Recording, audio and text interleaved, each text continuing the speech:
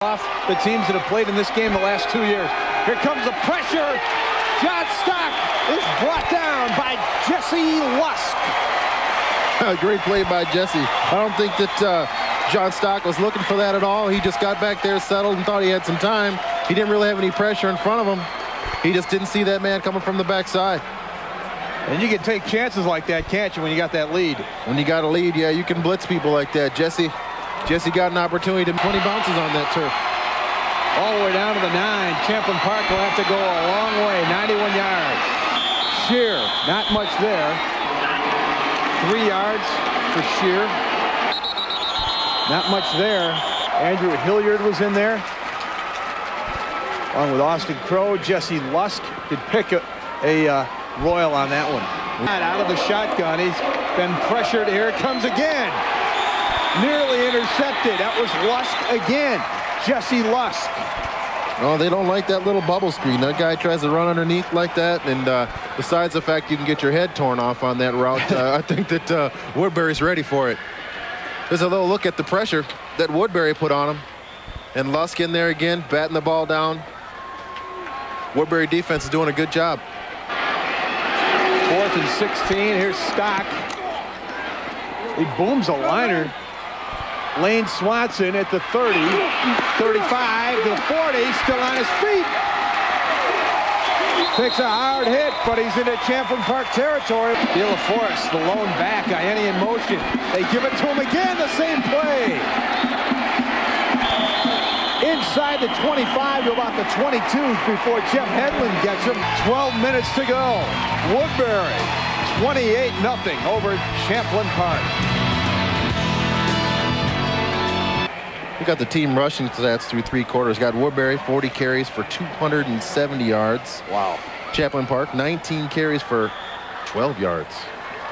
For the Rebels, they hope it's the start of something. They're down by 4 scores. Handoff to Hagen, kind of a delay handoff. He got to about the 47, 48 yard line. 2nd and 10, ball at the 47-yard line. Shear.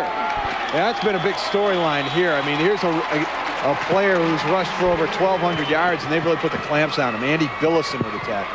That Woodbury defensive line, they're just getting a lot of penetration, and they're not really giving Shear anywhere to run. They're just they're kind of manhandling him a little bit up front. Austin Crow, Andy Billison, Brian Daniels, Doug Peterson, and Jesse Lusk, the Woodbury front. Knocking on the door. Stock play action under pressure. Threw it away. That's intentional grounding. Austin Crow, man of mystery, just made the play.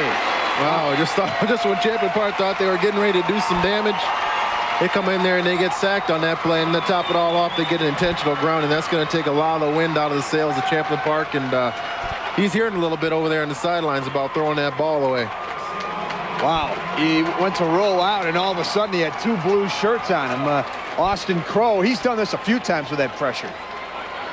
You got to be careful out there. You don't got some of the same rules they got in the college and pros. You kind of got to eat it every once in a while. 4th and 25.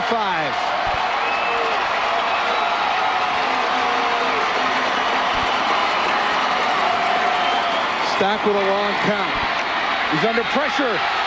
That ball looks to be loose. It's on the ground. It's recovered at the 40-yard line.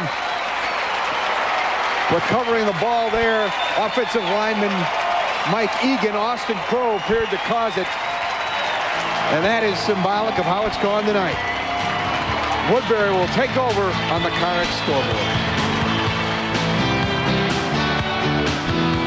A whole lot different to give the ball to Ianni and their fullback, Brad Arndt. Woodbury has not passed the ball in this half. So, and I don't imagine they need to. They haven't scored in this half, but I don't think they're going to be passing too much here either. Woodbury just wants that clock to get moving. We're under 7 minutes now. Here's Ianni across the 40, near the 45, to kind of shake it up. Handoff to Shear. And his forward progress might have gotten him back to the line of scrimmage. A bunch of blue shirts in there again. Team for only being 7 or 8 years old. Yeah. To build a program like that was That's exciting. Just like this run. Yeah, very exciting. And that is Dan De La Forest. Bobby Grandis got pounded on 3rd down and 10, and I think they just shocked the Rebels. Aaron Lewicki with the stop. Champlin Park does have 2 timeouts. There's the pitch to Louis Ianni, still in this game. He cuts back. He stopped it around the 15-yard line. Here comes Louis Ianni out of the game, but you got to feel bad for those Champlin Park players. Definitely. 400 teams start this year, and, only a couple can make it to the championship. What a night for Louis Ianni. Missed most of last year with a broken arm. Well, he made sure his senior season was one to remember. Yeah, he said he wanted to make it something special, and he definitely went out with a bang tonight. He might have had over 200 yards.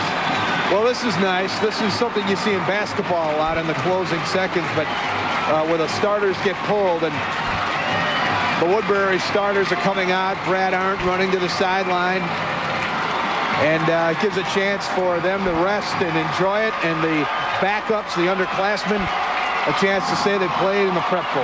Yeah, a lot of times they don't get this type of opportunity, and the games are a lot tighter than this in general, but it's good to see those people that don't get an opportunity to play. Here you can see a little bit of the heartbreak on the Champlin Park sideline. One thing that Jesse Ventura has said throughout Champlin Park's season, and he said it on some of the national talk shows, he said there is no shame in losing. People were asking, what do you tell the Rebel players when you're working on strength and conditioning? He said, I tell them not to be afraid of losing. There's no shame in losing. The only shame is in quitting. Don't quit. They haven't quit. So I thought the governor-elect had on the Woodbury Royals closing in on their first state football title. Now we've got 1st and goal from the 4. There's the dousing. Gatorade. Yeah. The quarterback is Eric Olson. There's a handoff. Can he get in? A.J. Dorff, he is short. But it doesn't matter. Woodbury has won the state championship. It wasn't as close as we'd like, but Woodbury, they got to feel good about their team tonight. They came out here and handled Champlin Park. It's supposed to be a close game, and it wasn't close, but it was a good game. And Louis Ianni, and he's got quite a bright future ahead of him. Well, Champlin Park shut out Woodbury in the second half. The problem was that first half.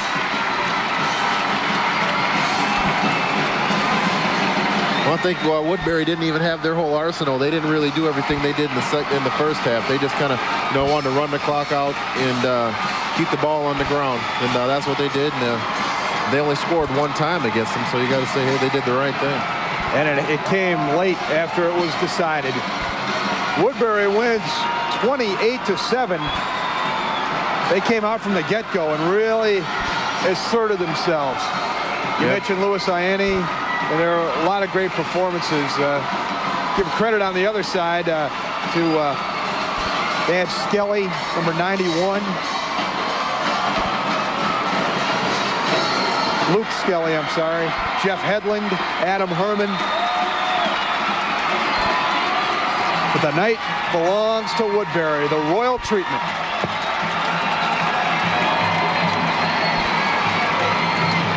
They finished 13-1 as state champions, and they defeated the defending champion, the 2-time defending champ, to get here. Ending Eden Prairie's win streak and state title streak. Yeah, you're right. They both definitely knocked the big dogs off the top of the mountain to get both of our phrases combined. And now Woodbury State Championship, that's nice for them. It's the first time, and it's definitely something special. Well, it was worth the wait for the Royals, and now Tim Herman talking to his players. Both teams will be at their schools approximately 45 minutes after the trophy presentation. So if you're still up right now and you want to congratulate your team, head over to your respective school.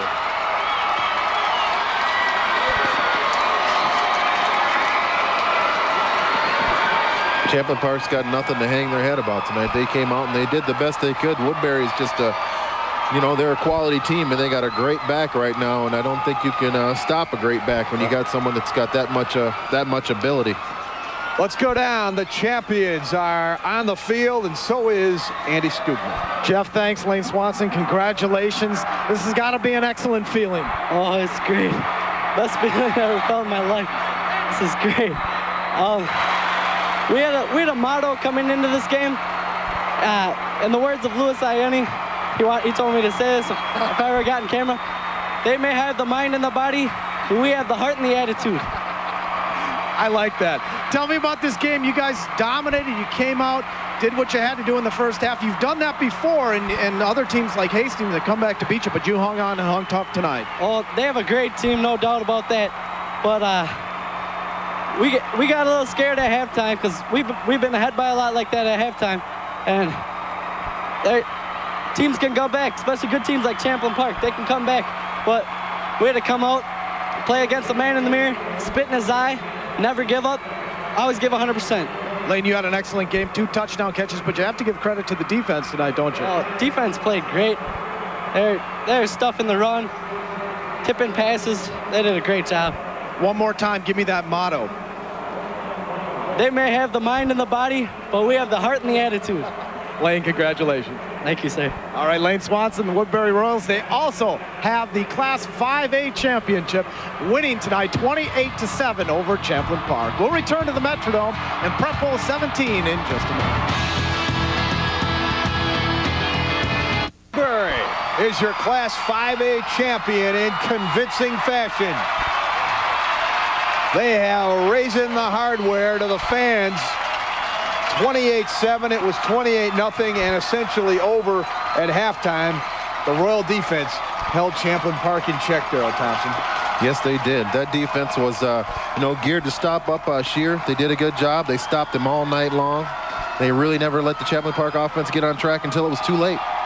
Well, they're celebrating with their fans, and it's pushing 12:30, but it doesn't seem to matter to them. It's time to tell you about who our players of the game are, our American Dairy Association players of the game. I don't think there's any real surprise as far as our offensive star, Louis Ianni from Woodbury. He had 31 rushes, 179, and a TD. Yeah, right here he did a little bit of everything on this run. I think this is one of the runs that started to break the back of Champlin Park, and he's just an outstanding back. Look forward to seeing more of him in the future. Well, the defensive one was a little tougher. You could have made a case for Dan De La Forest. We're going to go with Austin Crow of Woodbury. 2 sacks, 1 pass breakup, 3 tackles. Seemed to have pressure when they needed it most on John Stock. He was there all day long. Dan De La Forest did a good job, but Austin did a good job also. He did a good job of putting pressure on the quarterback.